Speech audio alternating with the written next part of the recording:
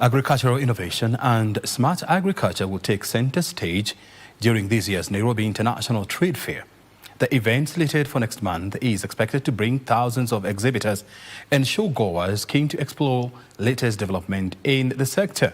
The Agriculture Show of Kenya says the event has so far attracted more than 30,000 participants from more than Agricultural innovation and smart agriculture will take center stage during this year's Nairobi International Trade Fair.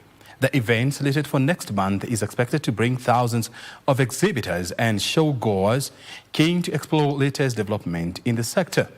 The Agriculture Show of Kenya says the event has so far attracted participants from more than 30 countries in Africa and beyond. ASK Chief Executive Batram Muthauka says the event, one of the region's largest exhibition, will showcase innovations in agriculture, livestock, agribusiness and trade, attracting participants from across Kenya and beyond. The Nairobi International Trade Fair Chair, Joseph Mogo, says the exhibition is also expected to attract students from across the country who will showcase their innovations and gain valuable knowledge about the agriculture sector.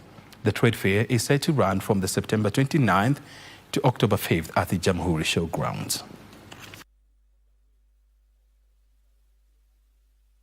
We have implemented a series of initiatives designed to enhance your experience and ensure that our brand remains strong, responsive and relevant.